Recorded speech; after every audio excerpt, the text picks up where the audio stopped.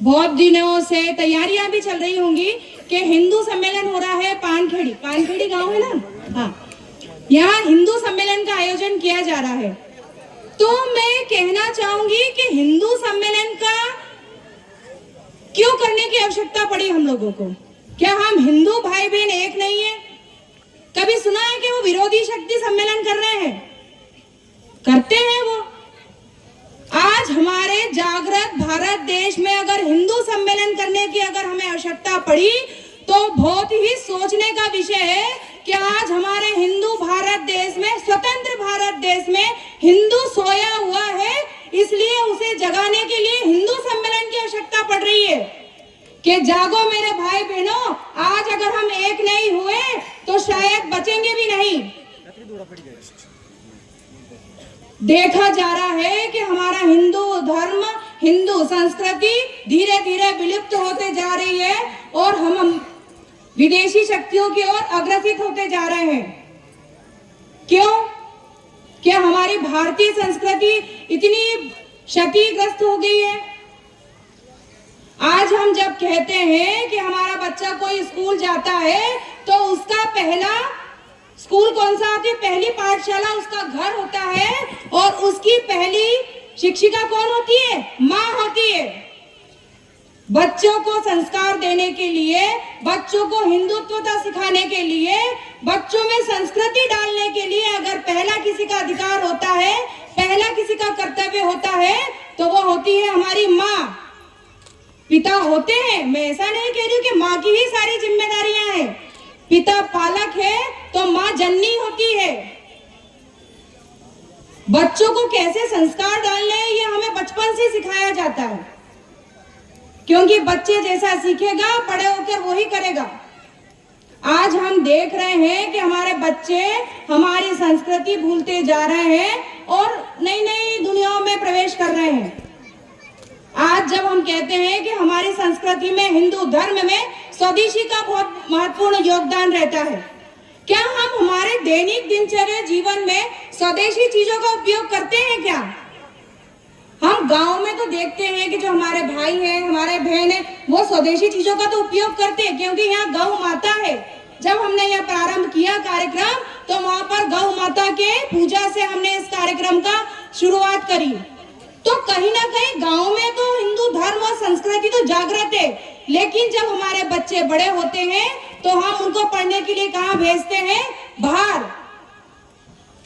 तो निवेदन ये है कि अगर हमारे बच्चे बाहर पढ़ने जाते हैं तो हम अभी उनमें ऐसे संस्कार डालें ताकि अगर वो बाहर पढ़ने जाते हैं तो वो हमारे संस्कार और संस्कृति को ना भूलें। क्योंकि जब हमारे बच्चे को हम अभी से संस्कार नहीं देंगे तो बाहर जाके अगर पढ़ाई करके आते हैं तो हम बुढ़ापे में वृद्धाश्रम में दिखाई देते हैं। उनके साथ कैसा पेश करना है, कैसे हमें पेश आना है, कैसे उनको शिक्षा देनी है कि कल जाके हमारा बुढ़ापा सुधर सके। मैं अधिकतर देखती हूँ कि हम सामूहिक परिवार में जो पहले थे, हम सामूहिक परिवार में बहुत सारा बोलते थे कि सामूहिक परिवार में देश भी दिया जाता था कि हम सामूहिक परिवार में रहें, एकल परिवार में न रहें। लेकिन इसके विपरीत आज हम देख रहे हैं कि समाज में, चाहे वो गांव हो, शहर हो, छोटे छोटे कस्बे हो, वहां पर एकल परिवार पे ज्यादा जोर दिया जाता है। तो मैं आपसे पूछना चाहूंगी कि एकल परिवार अच्छा है कि सामूहिक परिवार? आवाज नहीं आ रही है। सामूहिक परिवार अच्छा है ना? सामूहिक परिवार के फायदे भी हैं। जब हमारे घर में कोई परेशानी होती है तो हमारे चाचा, बाबा, सास, ससुर, जो भी नंदे रहती है, वो हमारी समस्याओं में, हमारे दुख दर्द में हमारे साथ खड़े होते हैं। उसके विपरीत अगर देखा जाए तो आजकल लोगों में नई जागृति उत्पन्न हो रही है कि हम एकल परिवार में रहेंगे, मैं, मेरी पत्नी और मेरे 2 बच्चे। बताइए, मैं, मेरी पत्नी और मेरे 2 बच्चे अच्छे हैं क्या? नहीं है ना? तो संस्कार आपको ही देना पड़ेंगे, क्योंकि आप आपके सास ससुर से, आप आपके परिवार से कैसा व्यवहार कर रहे हैं, ये हमारी नई पीढ़ी सीखती है। हम जैसा करेंगे वैसी हमारी पीढ़ी सीखेगी, हमारे बच्चे सीखेंगे, तब जाके वो आगे बच्चों को संस्कार दे पाएंगे। अगर हम हमारे सास ससुर के साथ, हम हमारी नंद के साथ, हम हमारे पति सनाती के साथ ऊंची आवाज में बोलते हैं तो हमारे बच्चे भी यही संस्कार सीखेंगे और आगे जाके वो भी आपको घर से निकालेंगे। सबसे बड़ा दुर्भाग्यपूर्ण आजकल यही जीवन हो गया है। मैं अधिकतर देखती हूँ कि जो बुजुर्ग हैं वो हमारे वृद्धाश्रम में दिखाई देते हैं। मैं गलती इसमें महिलाओं को, मैं पहले भी कहा था, मेरे बहनों को नहीं बोल रही हूँ, कहीं ना कहीं हमारे भाइयों की भी इसमें कमियां रहती हैं कि वो पूरा समर्पण माँ पे छोड़ देते हैं कि बच्चों की जिम्मेदारी अब किसकी रह गई है, माँ की रह गई। क्यों भाई, माँ ही क्यों? दिन भर वो कार्य भी करेगी, बच्चों को भी संभालेगी। पिता मानते हैं वो बाहर का काम करते हैं, लेकिन कहीं ना कहीं आप ऐसा करते हैं कि अपने बच्चों को 1 घंटे का समय देते हैं क्या? दिन भर में माता पिता दोनों से आग्रह करती हूँ कि वो अपने बच्चों को 1 घंटे का समय देते हैं क्या? मेरा निवेदन है कि आप बच्चों के साथ 1 से 2 घंटे बिताइए, उनकी समस्या सुनिए, उनकी खुशी सुनिए। आजकल मैं जिस ऑफिस में कार्य करती हूँ, जब वहाँ बच्चे आते हैं तो अधिकतर वही बच्चे आते हैं जो घर से बच्ची अब चले जाती हैं, चोरी करते पकड़ते हैं। जब मैं उनसे काउंसलिंग करती हूँ और मैं उनसे पूछती हूँ कि बेटा ऐसा क्यों, तो उनके एक ही शब्द रहते हैं कि हमारे माता पिता हमें समय नहीं देते हैं।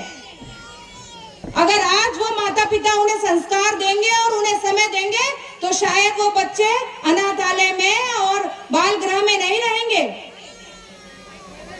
प्रयास करिए कि आप बच्चों को कैसे संस्कार दे रहे हैं।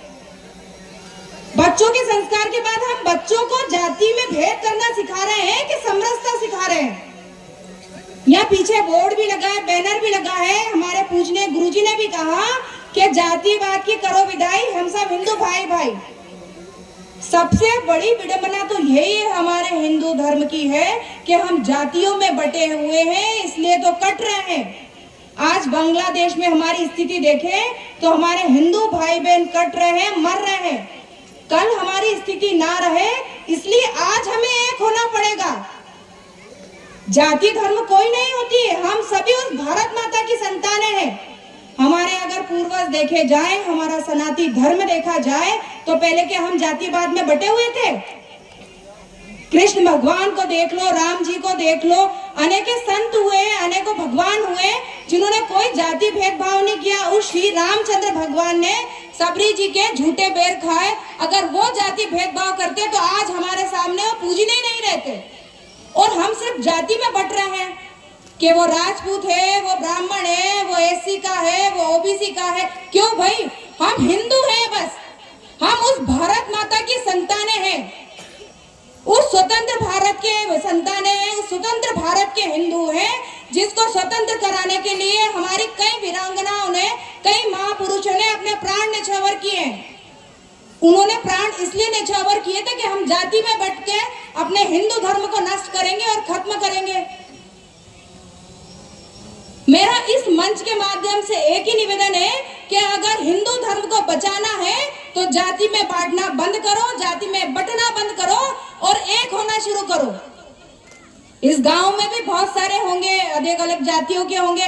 प्रयास ये करें कि अगले जब हम हिंदू सम्मेलन करें या अगला कोई कार्यक्रम करें तो हम एक ही पंक्ति में बैठ के भोजन करें। मैं अधिकतर देखती हूँ कि नहीं, ये इस जाति का, वो वहां बैठेगा। क्यों? मैंने पहले भी कहा, नहीं, हम उस भारत माता की संतान है। हम कोई राजपूत की, कोई ब्राह्मण की, कोई किसी की संतानें नहीं है, सिर्फ हम एक भारत माता की संतानें हैं। अगर हिंदू धर्म बचाना है, बार बार जोर दिया जा रहा है कि हिंदू धर्म बचाना है, तो हमें एक होना पड़ेगा, तभी हम हिंदू धर्म की रक्षा कर सकते हैं। 2 पंक्ति के बाद, क्योंकि आदरणीय मंच पर बहुत सारे अतिथि भी हैं, 2 पंक्ति के साथ मैं अपनी वाणी को विराम दूंगी। चीर बचाना, नीर बचाना, चीर बचाना, नीर बचाना। भूल गया, नहीं, चीर बचाना, नीर बचाना, विपदाओं में चीर बचाना, विपदाओं में धीर बचाना, सुनो सखी तुम धीर बचाना।